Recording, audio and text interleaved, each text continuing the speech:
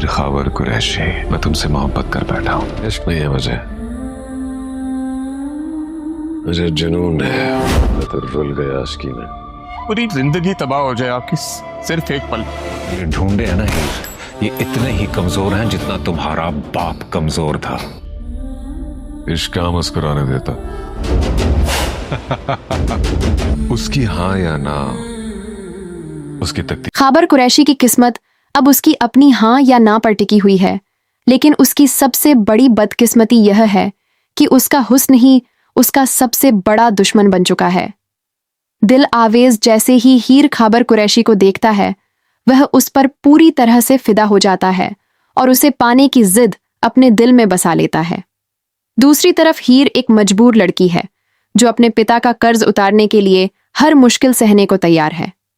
इसी वजह से वह दिलावेद से बचते बचाते अपने ननिहाल आ जाती है, यह सोचकर कि शायद वहां उसे सुकून मिल सकेगा।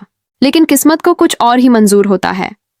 ननिहाल आने के बाद भी हीर को चैन नहीं मिलता, क्योंकि जैसे ही मिर्जा और हीर के बीच मोहब्बत की शुरुआत होती है, दिलावेज को इस रिश्ते की भनक लग जाती है। इसके बाद हालात और भी ज्यादा खराब हो जाते हैं। दिलावेज न सिर्फ मिर्जा को नुकसान पहुंचाने की ठान लेता है, बल्कि हीर को भी डराने धमकाने लगता है। वह उसे यह एहसास दिलाने की कोशिश करता है कि उसका बाप भी उसके सामने टिक नहीं सका, तो बाकी लोग तो बहुत कमजोर हैं। इसी बीच हीर की जिंदगी में एक और बड़ा सदमा आता है जब उसके नाना का इंतकाल हो जाता है। नाना की मौत के बाद घर के हालात बदल जाते हैं और उसके मामू जायदाद को बांटने की बात करने लगते हैं।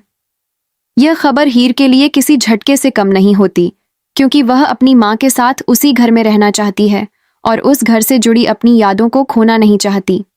लेकिन दूसरी तरफ दिलावेज है जो हर हाल में उसका पीछा करने और उसे हासिल करने के लिए तैयार बैठा है, जिससे हीर की मुश्किलें खत्म होने के बजाय और बढ़ती चली जाती हैं।